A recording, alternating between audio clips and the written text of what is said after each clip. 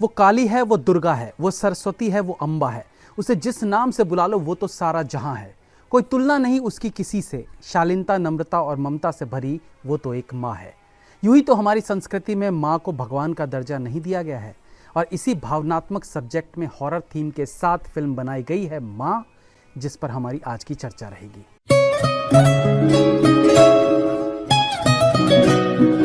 कहानी अब से 40 साल पहले शुरू होती है, जहां एक बंगाली परिवार में एक गर्भवती महिला को बच्चा पैदा होने वाला था। घर में काली माता की पूजा हो रही थी और फिर खबर मिलती है कि जुड़वा लड़कों के साथ साथ एक लड़की भी पैदा हुई है। लड़के की खबर सुनकर जहां परिवार खुश था, वहीं लड़की की खबर से दुखी भी। कारण था उस परिवार की सदियों से चली आ रही परंपरा, जिसके अनुसार उस परिवार में लड़की का जन्म होने पर उसे मार दिया जाएगा। इसके बाद कहानी प्रेजेंट में आती है और उसी प्रथा से कनेक्ट होती है काजोल यानी अंबिका और उसकी बेटी की कहानी। प्रथा के अनुसार अंबिका की बेटी की बलि दी जानी चाहिए थी, लेकिन वो हो नहीं पाया, जिसके बाद भूत प्रेत पिशाचों के चुंगल में फंसी अपनी बेटी को काजोल किस प्रकार से बचा पाती है। ऐसी परिस्थिति क्यों आ जाती है जब अपनी जान से ज्यादा अपनी बेटी को चाहने वाली अंबिका उसी की बलि देने को तैयार हो जाती है। ऐसी कुछ दिलचस्प चीजें इसके क्लाइमैक्स में एक्साइटमेंट लाने का काम करती है। फिल्म के स्क्रीन प्ले की बात करें तो फर्स्ट हाफ में जहां किरदारों को गढ़ा गया है, इस बलि के पीछे की कहानी को दर्शकों को समझाने में थोड़ा समय लिया गया है, जो कुछ एक मौकों पर कहानी को थोड़ी धीमी कर देती है। हालांकि फिर भी फर्स्ट हाफ के कुछ दृश्य कमाल के हैं, बट सेकेंड हाफ में फिल्म टेक ऑफ लेती है और फिर ट्विस्ट, टर्न्स, राज पे से पर्दा उठना और हॉरर मोमेंट, सस्पेंस सब कुछ देखने को मिलने लगता है।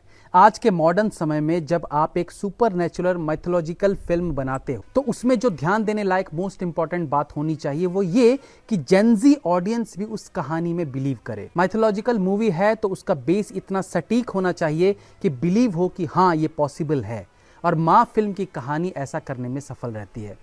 परफॉर्मेंस की बात करें तो अगर काजोल को फीमेल बच्चन कहें तो शायद वो गलत नहीं होगा। एज जो भी हो उनकी, लेकिन वो अब भी लीड एक्ट्रेस ही कहलाती हैं और वो अब भी टैलेंट के बलबूते फिल्म को सफल बनाने का मादा रखती हैं।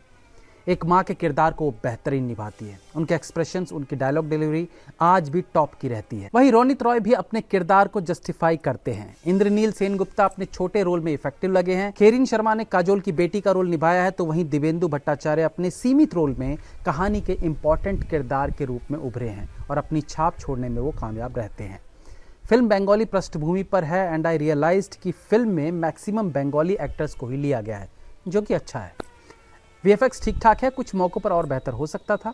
कैमरा वर्क अच्छा रखा गया है, वो चाहे इंद्रनील गुप्ता का कार वाला सीन हो या दिव्येंदु भट्टाचार्य का काजोल और उसकी बेटी के सामने आ जाने वाला जब वो डाइनिंग टेबल पर बैठे थे, उस सीन में कैमरे के साथ एक्सपेरिमेंट किया गया है। काली माता वाले गाने में अच्छी कोरियोग्राफी देखी जा सकती है। वहीं हमनवा सॉन्ग को फिल्म में रिक्रिएट किया गया है, जो कि सुनने में अच्छा लगता है। बल्कि क्लाइमैक्स के इमोशनल पार्ट में भी हमनवा का म्यूजिक ही बीजीएम के तौर पर यूज भी किया गया है। फिल्म का क्लाइमैक्स सेटिस्फाई करता है, बिना किसी खींचातानी के या ज्यादा समय लिए। क्लाइमैक्स में बुराई पर अच्छाई की जीत देखने को मिलती है। इस क्लाइमैक्स को भव्य तरीके से शूट किया गया है, जो ग्रैंड फील होता भी है। डायरेक्शन में कुछ एक खामियां फील होती है, मतलब एक दो शॉट थे जिन्हें रीटेक करके बेहतर किया जा सकता था, बट बाकी सभी जगह डायरेक्टर विशाल फ्यूरिया फिल्म को अच्छा शूट किए हैं। ये फिल्म केवल हॉरर या सुपर नेचुरल फिल्म नहीं है, बल्कि इमोशंस से भरी फिल्म भी है, एंड आई गेस इमोशंस को और निखारे जाने की गुंजाइश रहती है। बाकी फिल्म अच्छी है, पूरी फैमिली के साथ देखी जा सकती है। Have a nice day.